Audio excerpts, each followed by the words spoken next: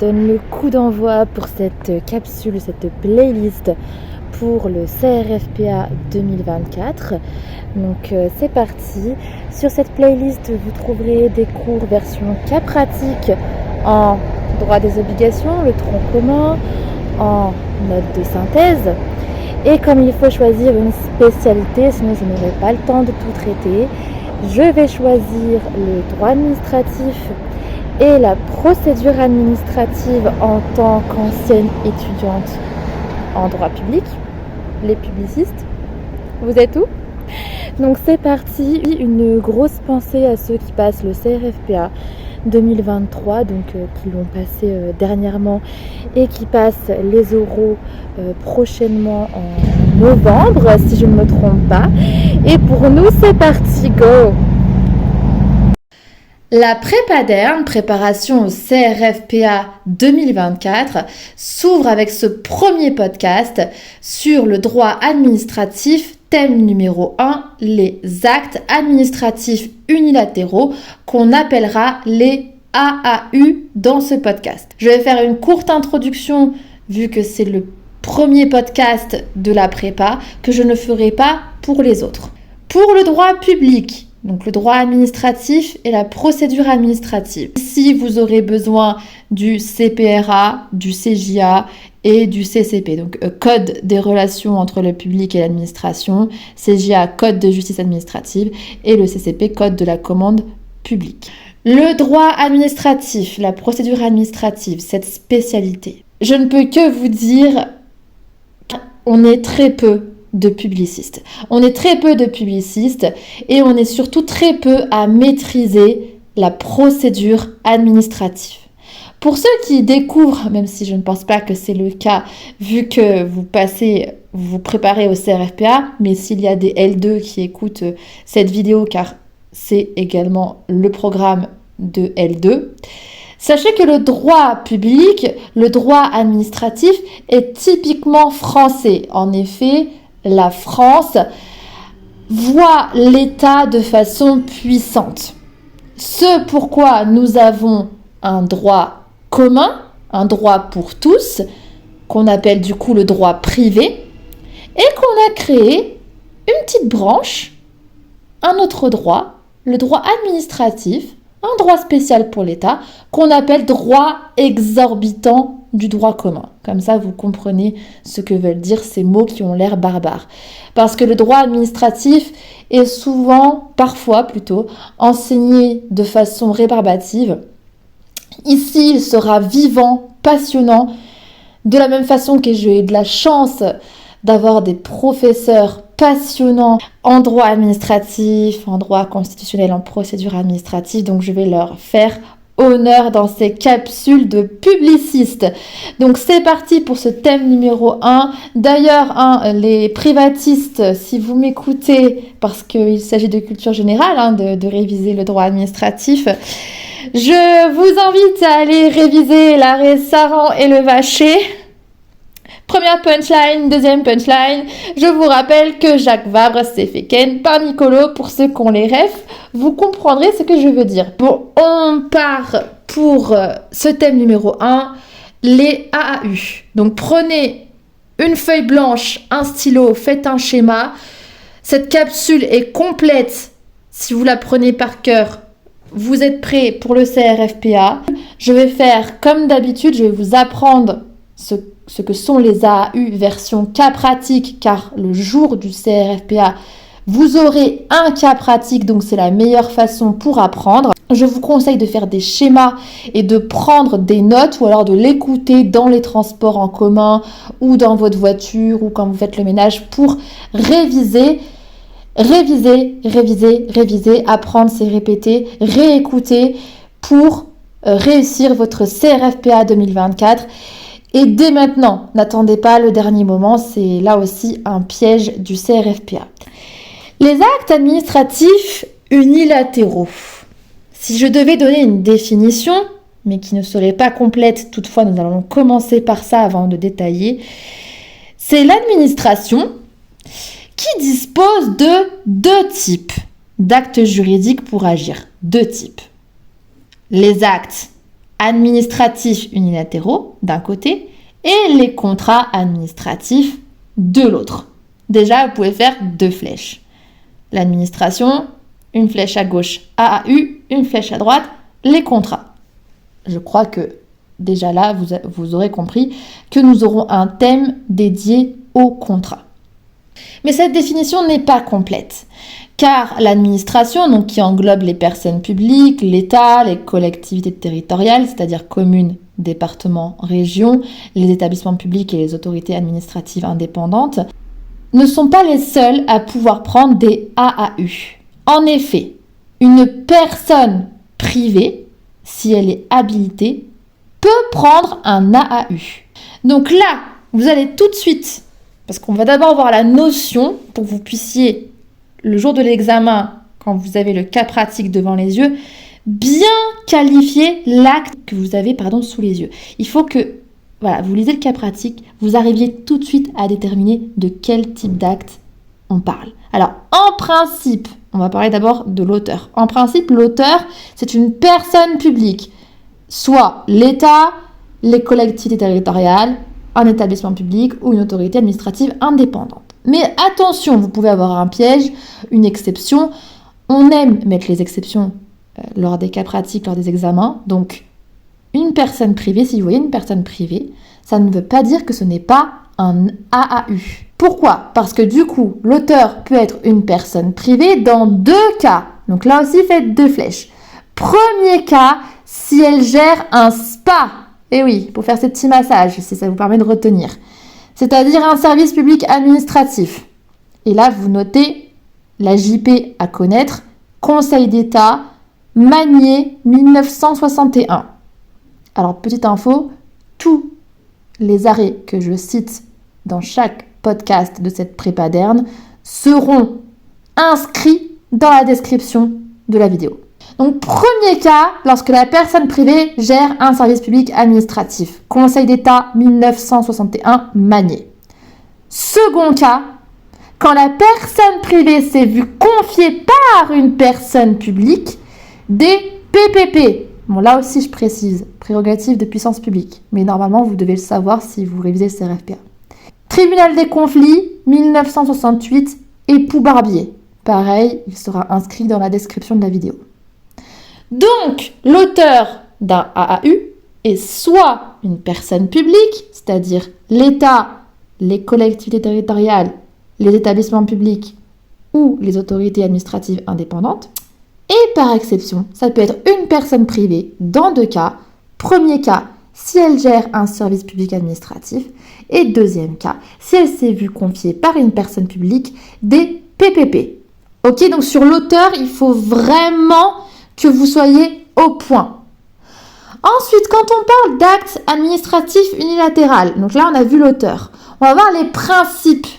Ne vous inquiétez pas, pas de théorie, on n'a pas le temps. Mais ces 2 principes sont extrêmement importants pour le jour de l'examen. Ce sont les suivants, le privilège du préalable et la présomption de légalité. Pourquoi je vous parle de ces 2 principes qu'il faut avoir en tête le jour de l'examen ? C'est parce que, comme je vous l'ai dit, le droit public, ici le droit administratif, est un droit exorbitant du droit commun. En droit privé, il y a une égalité. Les parties sont sur un pied d'égalité. En droit administratif, ce n'est pas le cas. Comme je vous l'ai dit, l'administration est puissante, même si ça tend à s'atténuer. Bon, on n'est pas là pour faire de la théorie. Retenez le privilège du préalable et la présomption de légalité. Je vais bien sûr vous expliquer ces principes que vous devez déjà connaître. Le privilège du préalable, c'est quoi ? C'est le caractère exécutoire des AAU. C'est-à-dire que c'est un principe de droit consacré par le Conseil d'État qui donne à l'administration un pouvoir exorbitant du droit commun, ce qui veut dire quoi ? Que l'accord préalable du juge n'est pas nécessaire pour qu'une décision administrative soit respectée par ses administrés. D'accord ? Et arrêt Conseil d'État 2 juillet 1982, Huglot, le caractère exécutoire des AAU est une règle fondamentale du droit public. Donc, dans votre cas pratique, selon l'histoire qui vous sera racontée dans le cas, Monsieur X, etc., par exemple, conteste un arrêté du maire, rappelez le privilège du préalable en citant l'arrêt. CE 2 juillet 1982, Huglot. L'accord préalable du juge n'est pas nécessaire. Cela peut servir dans votre cas pratique le jour de l'examen selon le cas pratique que vous aurez. Et ce privilège du préalable implique le second principe dont je vous parlais, le principe de légalité, c'est-à-dire que le AAU possède une présomption de légalité. Ça aussi, c'est important à savoir pour le jour de l'examen du CRFPA. L'AAU a une présomption de légalité. Attention, elle est réfragable. Elle n'est pas irréfragable. Ça veut dire qu'on peut la contredire, la contester. C'est-à-dire que jusqu'à ce que le juge, éventuellement, l'annule suite à une demande en annulation de l'administré. Donc, on a vu l'auteur, qui peut être l'administration et, par exception, les personnes privées. On a vu les deux grands principes qui s'appliquent au AAU. Le privilège du préalable, la présomption de légalité. Voyons maintenant la notion du AAU et surtout les différents types de AAU. Dès que vous aurez votre cas pratique sous les yeux, mettez-vous dans la peau de l'avocat, c'est vraiment le seul moyen de réussir. Vous êtes face à un acte administratif unilatéral. Quel type d'acte administratif unilatéral est-ce ? Est-ce que c'est un AAU décisoire ou un AAU non décisoire ? Écrivez-le sur votre feuille si vous en avez une. Décisoire, non décisoire. Première question à vous poser. Deuxième question, est-ce que c'est un AAU réglementaire ou individuel ? Et enfin, troisième question, est-ce que c'est un AAU explicite ou implicite ? Donc, commençons par la première question. Est-ce un AAU décisoire ou non décisoire ? Qu'est-ce qu'un AAU décisoire ? C'est lorsque l'acte administratif unilatéral a un effet normatif qui modifie l'ordonnancement juridique et qu'il fait grief. Ok ? Grief, ça veut dire qu'il cause du tort, donc on peut le contester devant le juge administratif. Il est susceptible de recours. A contrario, un acte administratif unilatéral non décisoire, je pense que vous l'aurez compris, n'a pas d'effet normatif et ne fait pas grief. Donc 2 points, vous marquez AAU décisoire. Premier point, cet acte a un effet normatif. Deuxième point, il fait grief. Si ces 2 points sont là, c'est un AAU décisoire. AAU non décisoire, pas d'effet normatif, ne fait pas grief. Donc insusceptible de recours. Alors là, je vous donne le principe. Vous verrez qu'il y a une atténuation. On peut, dans certains cas, faire des recours pour les AAU non décisoires. Pour l'instant, on fait le principe, comme tout à l'heure pour l'auteur. Ensuite, nous verrons les exceptions. Donc, les AAU non décisoires, à quoi ils servent ? Vous allez me poser la question. Ils interprètent un acte normatif, premier cas, ou second cas, ils orientent un comportement. Ce sont donc les circulaires, les lignes directrices, les avis ou le droit souple. Donc, dans votre cas pratique, si vous avez une circulaire, donc un acte qui interprète une norme, si vous avez des lignes directrices, donc là, ça va plutôt expliquer la conduite à adopter, ou un avis, en général, ils proviennent d'organes consultatifs. Par exemple, vous voulez faire des travaux et vous avez un avis des architectes des bâtiments de France. Ou si vous avez affaire, dans votre cas pratique, à du droit souple. Donc, c'est un acte qui vous invite à adopter un comportement, par exemple. Dans ces cas-là, vous avez affaire à un AAU non décisoire parce qu'il n'a pas de contenu impératif, il ne vous donne pas une interdiction, il ne vous donne pas un comportement à proscrire, il n'a pas d'effet normatif, il ne fait pas grief, tout ce que je viens de vous expliquer. Donc, principe, pas de recours possible. Exception qu'il faut absolument savoir pour le jour de l'examen, car les exceptions tombent souvent, c'est que ces actes administratifs unilatéraux non décisoires peuvent faire l'objet de recours si l'administré a réellement été touché par la décision, donc par l'AAU. Là, 2 arrêts à connaître, CE Fervesta 21 mars 2016 et surtout, surlignez-le, CE 12 juin 2020, Gisti, je répète, CE 12 juin 2020, Gisti, qui explique bien la recevabilité des recours à l'encontre des actes de droit souple s'ils font grief, si l'AAU a, je cite, des effets notables, souligné effets notables, sur le requérant, alors cette AAU est contestable. Donc les lignes directrices, les circulaires dont je vous ai parlé, seraient susceptibles de REP si elles ont des effets notables. Effet notable veut dire que le requérant a réellement été touché par la décision. Donc si dans votre cas pratique, vous voyez que c'est expliqué, Madame Martin, par exemple, l'acte est une circulaire et que c'est écrit dans le cas pratique que ça a eu des répercussions sur la vie de Madame Martin, pensez à effet notable, pensez à l'arrêt Gisti et Fervesta, citez-les et expliquez que par exception ici, le recours est possible. Même si c'est un AAU non décisoire, ici, le recours peut être possible.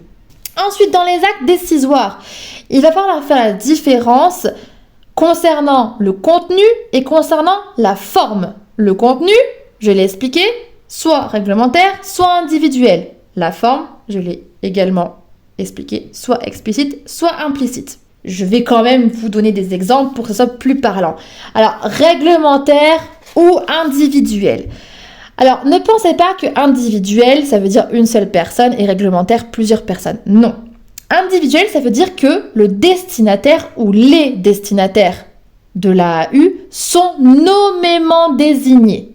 Alors que réglementaire, ça vise un ensemble de personnes non précisées. Donc, individuel, ça peut être à une seule personne nommément désignée ou à plusieurs personnes nommément désignées. Soit, vous êtes désigné dans l'acte, c'est un acte individuel, ou plusieurs personnes. Madame Martin, Madame Dupont et Madame Tartampion. Il y a plusieurs personnes, ça reste un acte individuel parce qu'elles sont nommément désignées. Par contre, si c'est flou, si ça vise un ensemble de personnes non précisées, c'est un acte réglementaire. Par exemple, les habitants de la commune de Grenoble. C'est un acte réglementaire. Ça, c'est le point que vous devez voir par rapport au contenu. Par rapport à la forme, explicite, implicite, ça vous l'aurez compris, explicite ça veut dire une décision expresse, implicite une décision déduite d'un silence. Pour vous donner des exemples d'AAU réglementaires, vous avez les décrets, vous avez les arrêtés donc des ministres, des préfets, des maires ou même des présidents de conseils départemental ou régional. Vous avez également les délibérations des assemblées des collectivités, c'est-à-dire des communes, départements, régions. J'espère que c'est plus parlant pour vous. Donc si vous voyez ça dans le cas pratique, dans votre tête ça doit faire tilt. Ah, ici, AAU réglementaire. Comme exemple de AAU non réglementaire, c'est-à-dire individuel, le permis de construire. Ah oui, le permis de construire, il y a une personne nommément désignée. Le destinataire, qu'on appelle ici le pétitionnaire, est nommément désigné. Vous avez demandé un permis de construire, c'est à votre nom. D'accord ? Autre exemple, un refus de titre de séjour ou un arrêté de nomination. Vous voyez ? Alors, un AAU peut aussi découler d'une décision verbale. Et attention, peut aussi découler du silence de l'administration. Retenez bien que le silence de l'administration, au bout de 2 mois, crée un acte administratif unilatéral, un AAU. Attention, ça peut être ça aussi, un oubli ou un piège le jour du CRFPA. Vous êtes toujours là, on s'accroche, vous allez réussir. Donc là, on a vu l'auteur, donc en principe, personne de droit public, par exception, une personne de droit privé, si elle gère un spa ou si elle s'est vue confier des PPP par une personne publique. On a vu les 2 grands principes, privilège du préalable, présomption de légalité. On a vu le contenu de l'acte. Est-ce qu'il est réglementaire ou individuel ? Surtout, est-ce qu'il est décisoire, non décisoire ? Et on a vu la forme de l'acte, explicite, implicite. Il faut vraiment faire tout ce travail pour pouvoir qualifier l'acte. Maintenant, nous allons voir les exceptions. Je m'explique.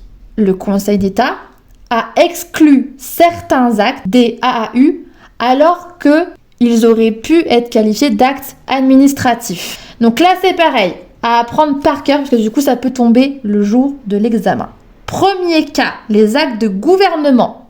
Les actes de gouvernement, c'est pris par une personne publique. Mais ce n'est pas un AAU. Le CE les a exclus. En fait, ils ne sont pas considérés par le juge comme des actes administratifs unilatéraux. Alors, un acte de gouvernement, pour mémoire, c'est un acte édicté par une administration qui bénéficie d'une totale immunité juridictionnelle pour des raisons essentiellement d'opportunité politique ou diplomatique. Vous l'aurez compris, ce sont des actes à caractère politique. Et retenez bien qu'ils sont donc insusceptibles de tout recours. Ils échappent à tout contrôle juridictionnel, donc ce n'est pas des AAU. Si le jour de l'examen, vous avez un acte de gouvernement, précisez la définition et vous précisez ensuite, quand vous avez qualifié, après la qualification juridique, le régime. Et vous précisez bien qu'ils sont insusceptibles de recours.